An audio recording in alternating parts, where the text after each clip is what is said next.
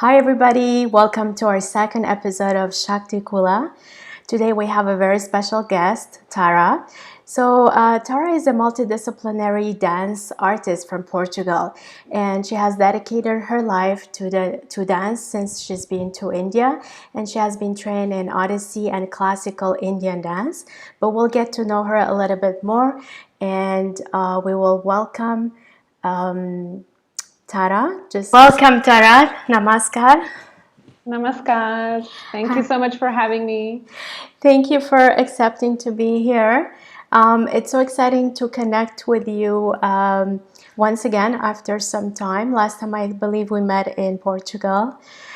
I really, when I started this project, actually, one of the guests I was hoping to have on is you because of the beautiful art that you represent in terms of the feminine energy and Shakti.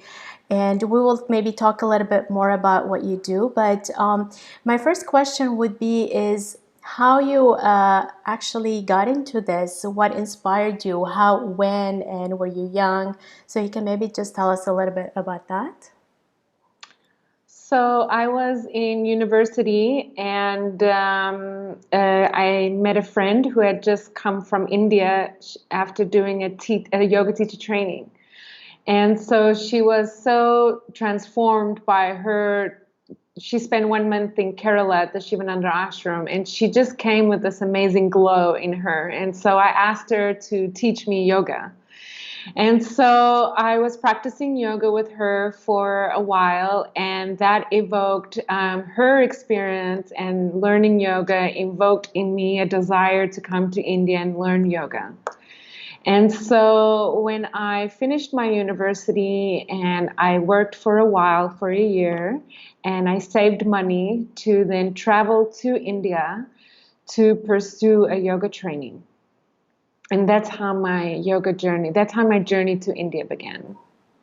Wow, that's great. Yeah, and so I came to India, and before I came to India, I pulled out the tarot cards.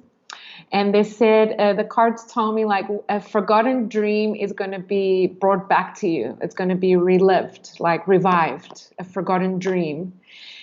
And I sat with that. I didn't really remember, what was my forgotten dream. So I just came to India and I landed in Goa because I had some Portuguese friends here. So I spent like a couple of weeks here in Goa. And then I traveled all the way to Rishikesh to the Shivananda ashram there. So I arrived in April, so it was pretty hot to go to Kerala. So I went to Rishikesh, and I spent 3 months in Rishikesh doing really intensive yoga training. And then after doing so much yoga there, which was absolutely amazing, we had a shala just for women facing the Ganga. So every day I was practicing yoga overlooking the Ganga. And it wasn't a very busy time, so it was a really beautiful time in Rishikesh. There wasn't many tourists. This was in 2008, so it was very quiet at that time.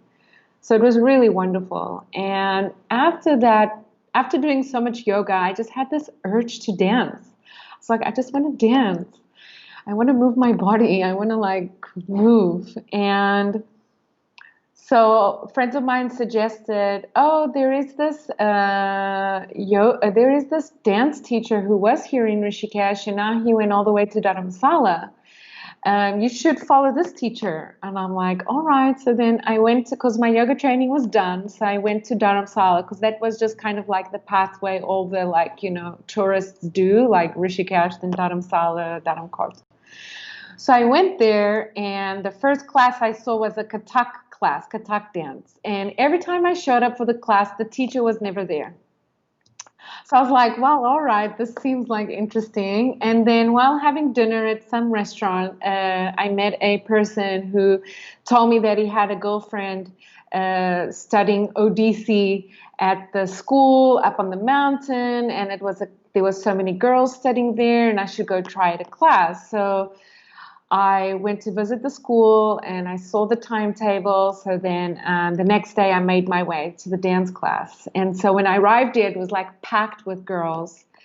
And so I just went in and I went to the very, very back. And then I found a friend of Portugal there.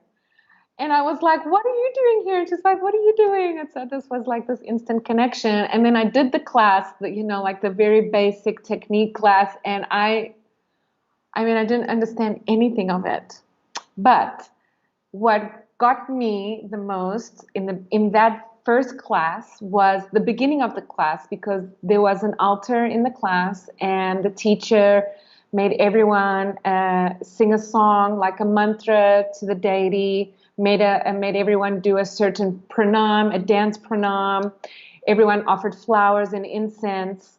And that devotional aspect was like, wow, this feels like a yoga class, but it's a dance class. But I had no idea what Odissi was. I had nothing, so I tried as much as I could. And then my Portuguese friend, who had already been doing been doing the classes already for a week, sat down with me and introduced me to like what was going on. And so she told me, oh, this is a dance that was born in the temples. Anyways, gave me this like whole historical download. And I was just like, wow, what is this? It was very fascinating. And the teacher also, who was teaching the dance there, he old school, very charismatic, and made the class like he was so strict, but then he would always release a really funny joke in the middle of the class. So it really made the process really easy. I don't know what happened to me. Like, I just know that the dance, like that class took over me. I would just find myself every day going there and practicing. I just fell in love. And that's how it began. Wow, so you find the devotional aspect is very present in the dance that you do. Okay. Yes. Yeah. Before I actually continue with other questions, I want to ask about your name. You have a very beautiful and powerful name. Could you tell me a little bit about how you got this name? Tara. Yes. So it's a very intricate story. So, so basically, my birth name is Chantelle Gomez. That's my Portuguese. I'm from Portugal, so that's my birth name. And my nickname since a little girl is Shanti. So I've always been called Shanti since I was a little girl without even knowing what Shanti means in India. And so if you speak with like my teachers in India or like my really old school Indian friends, everyone still calls me Shanti. But I had a process happen to me in the last couple of years where I just felt that Shanti I didn't identify with the name Shanti because I just felt that it related to my very younger self, because that's what I've been called since a child, since I was 2, 3 years old, and my whole family calls me Shanti. So it's my child self. And so I I have a Jyotish astrologer teacher, and I asked him, like, can you please see? I asked him to give me a very thorough reading last year, and he told me that I had entered a very particular period in my life, and the name, according to my Vedic chart, my Jyotish chart, my name is Tara. So he says you need to embrace your name Tara, because if you were born in India and if you were born to Hindu parents, and if your name was calculated according to the stars, you would be Tara. And then he also told me that, you are a dancer, and Tara is a very special deity in India. It's a star, and it represents starlight in your life, and it will just bring a very mature energy to yourself and to your dance and to your art. And so I meditated on this for a month, and then I decided, well, okay, I'm going to adopt the name Tara, which is according to my Jyotish chart. And then I discovered two very important aspects. Number one, I follow Dzogchen teaching, which is the ancient teaching of Tibet, which predates Buddhism. And so Tara is the mother of all Buddhas. So following the Dzogchen teaching, it felt very appropriate to have a name called Tara. And then I also discovered that Orissa, the state where Odissi dance comes from, when in its Buddhist era, it was the central point of Tara worship. Orissa is a very important let's say, focal point in India for Shakti, for Shaktism, for Shakti worship, and for all those practices related to goddess worship. So when I found out that it was in the Buddhist era the central point for Tara worship, I just felt all these links to be really cosmic. And so I embraced the name Tara. That's absolutely beautiful. Yeah. So do you feel like a new phase, you're more aligned in this new phase, and there's an impact of having your name Tara right now? I mean, I must say it's a process because I guess it's a process because I'm still embodying this energy. I feel like I'm entering a very mature phase in my life. And so I feel that Tara is an embodiment of this phase that I'm entering. And so it's a process because, my whole family is adapting to it. All my friends are adapting to it. So, I think it's a journey as much as the journey of life is happening with me right now. But I feel good about it.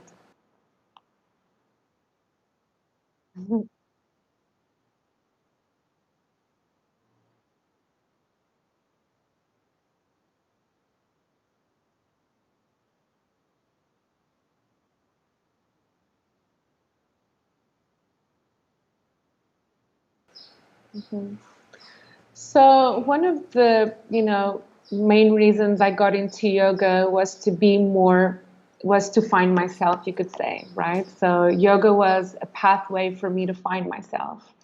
And then it was very natural that the dance, so basically just going back into before I came to India. So my forgotten dream was being a dancer from a very, very young age. I always wanted to be a dancer. And that dream was taken away from me because my family wanted me to focus on studies. And so when I came back to India and I was brought into Odissi, which has a very profound root culture of goddess worship, I found it to be a very natural progression in my self-empowerment journey.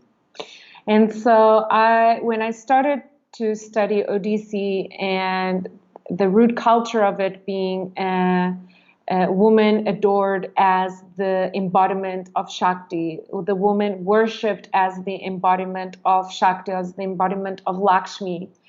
Um, Odissi was a core mind and spirit strengthening practice for me. It was never seen to me as a dance. I always saw it as a practice. Um, it is a beautiful dance, but it is most importantly a dance yoga practice. And so as it came to me late in my life, Odissi started for me, seriously at the age of 25. And it was a crucial point in my life where I had finished my university. I wasn't really happy working in what I was doing, and I wanted to embody what my true essence was. So I guess there comes a period in your life where you really just want to live your true self. And I'm a woman, and I was a young girl at the time, a very young woman, and I wanted to experience what it was to be a young woman because I was coming from Portugal, which is a very simple country. I mean, 15 years ago, it's very simple, very humble. We hardly wore makeup. We hardly did our hair. I was dressing very simple. So I wasn't a girly girl, I was just very, very neutral in my look because it was just a representation of my culture. And so when I arrived into my DC class, my teacher was like, you need to put kajal on your eyes because Lord Jagannath is the deity that is worshipped in Odissi, which in itself it's a symbol of Om. It's the universal symbol of Om and the universe. So my teacher was like, you need to wear kajal on your eyes because every dancer wears kajal so that you can not only dance beautifully and express the dance more beautifully, but you're pleasing the gods by using makeup. You need to put a bindi on your forehead. You need to wear your hair in a certain manner. You need to dance in a sari. You need to wear bangles on your arms and on your anklets. And, it's like you need to make yourself beautiful every day, like have a shower before, which I already did in my yoga practice. But I had to do the same thing in my dance, but I had to come every day beautifully dressed in a sari and have makeup and bindi and bring flowers and use flowers on my hair. So it was so feminine. And I was like completely on the other side of the spectrum of femininity. I mean, it was always inherently in me, but because of my root culture, it was not expressed. So learning Odissi and all the sculpturesque movements and being beautiful every day for the gods and dancing a dance which was pleasing the gods, that for me was awakening the Shakti in me. So that was why I got into Odissi. Wow. So I know that you went through some challenges, and it's just a part of a journey that you take upon, and especially when you actually change the course of your life as well. Can you tell me a little bit about the challenges that you went through and what actually helped you overcome these challenges? Well, to start off, the first challenge was the non-acceptance of my family. When I told I had finished university and working, and I'd always been very, very independent. And then after my trip in India, I came back to Portugal and told my family that all I wanted to do was pursue dance in India, a classical Indian dance. I wanted to live in India. I want to pursue yoga and dance and not go towards the career living life, the corporate career life. And I wanted to be an artist and I wanted to pursue dance. So I mean, for my family, it was just something that they had never ever seen before in their life, right? So the first challenge was the family challenge, just having no one really support my decision. And so, but all I wanted to do was just dance every day. I just wanted to wake up every day and dance Odissi. So I was just like so set on that. And then the financial struggle, having to work, save money, then come to India and then live very, very simple in India because I knew I wanted to be here for 6 months. I had a very, very small budget and I had to pay my teachers, I had to pay my accommodation, I had to pay my food, I wanted to buy the saris, all the bling for the dance. And so I had to live on a very, very tight budget while I was here and very, very simple, like very extremely simple and it taught me humility to the core. And so the first few years, that was my struggle, the financial family struggle and just, going against all the odds of, a Portuguese girl coming to India to study dance. I think it also was hard for my family because I was born into a very artistic family. Like a lot of the members of my family are musicians and singers and dancers, but no one pursued that. Everyone saw that it was a struggle. So everyone, left their artistic side to the side and just, went into the standardized, like getting married, having kids and having, like businesses and doing that. So, and then, being a foreigner living in India, I went to Orissa to study dance in Orissa. I had no pre education on what it is or pre knowledge on what it is to relate with real India, with people of India in a culture completely foreign to mine because I never had dance culture education. I just came from a very open, naive point of view of wanting to experience this culture. So when I landed in Orissa, which is in itself very tribal, very traditional, very closed-minded, I did not have the skills nor the defense mechanisms or strategies to confront that culture when I arrived. So it was very difficult. I went through quite a few challenges studying dance in Orissa. But for you to really understand dance culture, you need to be in its birthplace. So I, you know, just battled through all the challenges. And what kept me together was just practicing the dance every day. Just practicing the dance. I was practicing like 6 to 8 hours every day. So I guess that's what just kept me together. But then there was the struggle also, like once the dance training was done and then I'd go back to Portugal, I'm like, oh, what do I do with all this dance training? Like no one in Portugal wants to learn Odissi. Everyone thinks it's the most bizarre thing. So the first 5 years were very difficult because I didn't know what to do with so much study. I was just training, training, training, but I didn't know what to do with it. But I just pushed through it, and just self-educated myself. And do you feel like the challenges were a little bit more intense because you were a woman, whether in Portugal or when you found yourself in India? Well, the challenges were because I was a young, beautiful white girl learning a Indian dance. So straight away, I'm a challenge for a lot of the Indian dance girls, which is very natural. Also, Indian boys.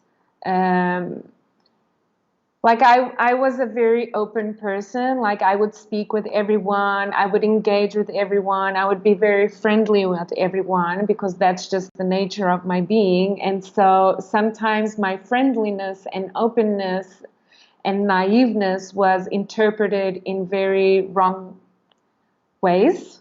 So that was a challenge. And I also, because I didn't understand the language very well, so it was sometimes very hard for us to understand each other. But then came a point where I realized that I needed, because I grew up in Lisbon and I am from a very urban nature. I felt like, and I was studying with a male teacher with his male son, and then I realized I need to study with a woman. So then I was directed to a woman in Delhi who was my guru. I consider she was my first dance guru of Odissi, and I was with her for 8 years. But still, I would go to Delhi, I would live in her house, and I would be dance, sleep, eat, repeat. And there were also challenges, because I was like cooped up in her house in Delhi, and she was there with all of her female dancers, which in a way it was perfect for me to understand the dance in the female body, but there was also challenges relating with the dance girls, the dance company. And also being in a big city where I didn't know anyone. But what kept me together was just the passion for the dance, just wanting to dance. Yeah. And what would you say to other women? For example, I know you had gone to university, perhaps pursuing a corporate career, just following basically what the culture tells you. And for women who have a passion or they want to pursue something, but there's a lot of pressure or there's a lot of fears and insecurities, what would you say? What are the advices that you would give? Well, what helps me to live this life is first and foremost to have a very grounded spiritual practice. Number one, have a spiritual teacher that can help you and guide you. And when I say spiritual teacher, try as much as you can to have a direct relationship with a spiritual teacher or with anyone who is in the spiritual teacher circle, because sometimes spiritual teachers have a lot going on. And so if you can have a direct, intimate relationship, when I say intimate, which is like sharing your most deepest secrets with someone who can guide you. So I highly recommend a spiritual practice, a spiritual master teacher, and a community around you that can help you live your dharma. Number two, educate yourself. Like if you want to pursue an artistic career, educate yourself on how you can pursue your artistic career. And find role models in there are so many incredible role models in the art world, in the entrepreneur world, in the corporate world, who have a very spiritual approach to business and to living your true dharma. So learn as much as you can from these people and do the work, and have faith and prayer. Faith, I find prayer the strongest vehicle for me. And I also find the power of visualization, like visualizing that you already have everything that you need, and also verbalize what you desire. So the Kalpa-vriksha, right? The Kalpa-vriksha practice is a great practice. The wish fulfilling, like in Buddhism, we call it in Dzogchen, we call it the wish fulfilling tree. And in Hinduism, we call it the Kalpa-vriksha, like be the Kalpa-vriksha. So that for me is my practice, and also just being true. Like I find that having a spiritual practice, having a spiritual teacher, and just constantly working on being truthful is really a way to empower yourself and empower your work and embody, what is it that you really are meant to be doing here. Thank you for those advices. It's beautiful. And I can imagine in terms of art and dances, there's probably a lot of competition and competitive feeling towards each other. So having that spiritual process happening is the first step to having a healthy relationship, right, with the other dance artists as well. My next question would be, for the next generation, if let's say for the next generation, our children or the young people that we encounter, what can we do and how can we create a world that encourages them to explore their passion and be free and express whatever they wish?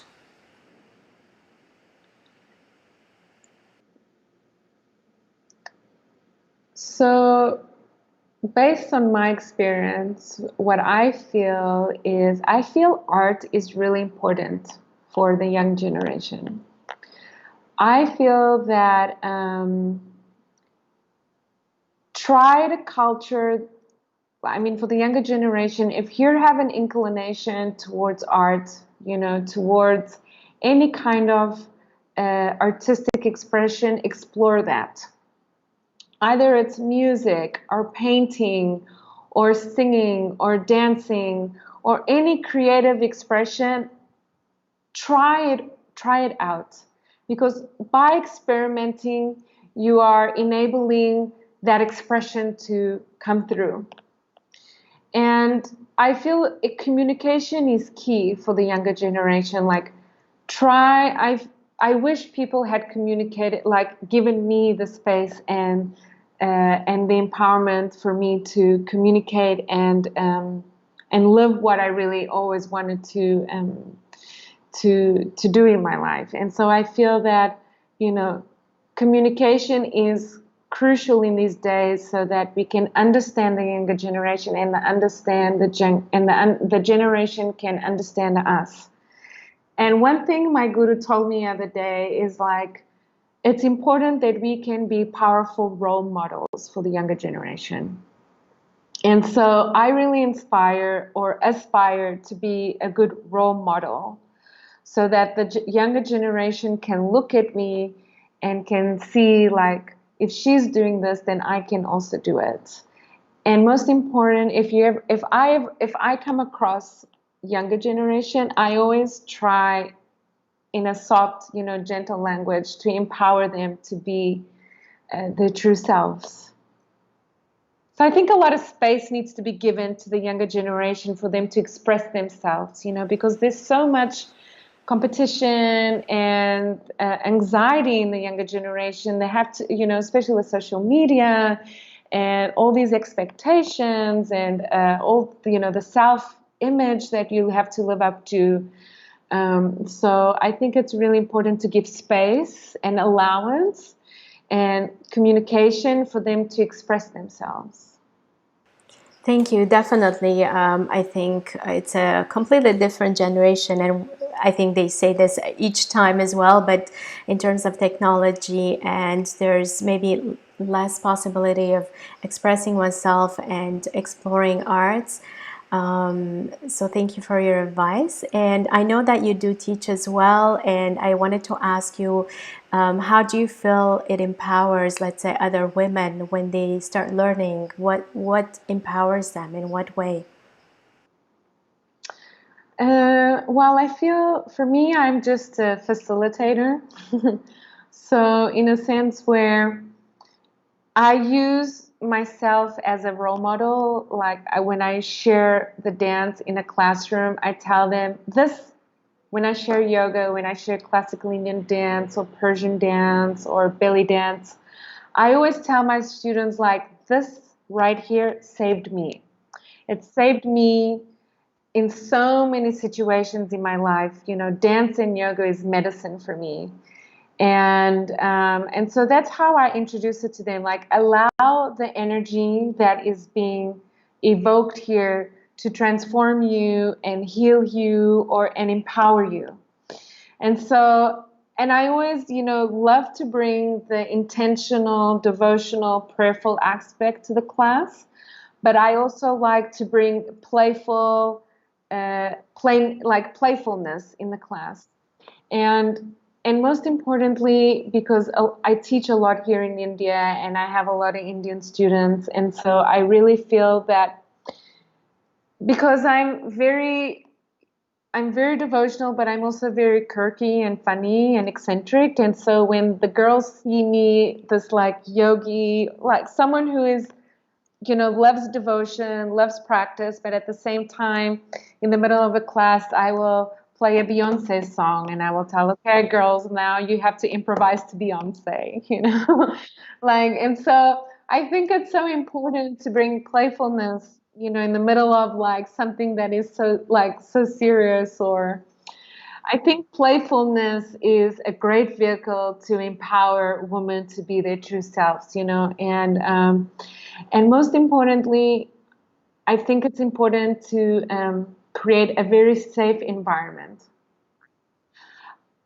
I want the girls, to feel safe with me, that they can be themselves, that they can let go, that they can explore their bodies and explore their expressions, explore their truth through their body, And so for me, dance was and will always be a vehicle of empowerment, of self-love. That's what Odissi was for me. Like, looking at myself as in a mirror every day was like the most challenging thing. My first year in Odissi was having to dance Odissi looking at a mirror. I couldn't even look at myself in the mirror. I was like, and so it was a profound, profound self-love process. Self-love. That's beautiful. Thank you, Tara, for sharing all of this. And where can people find you? I know you're in India.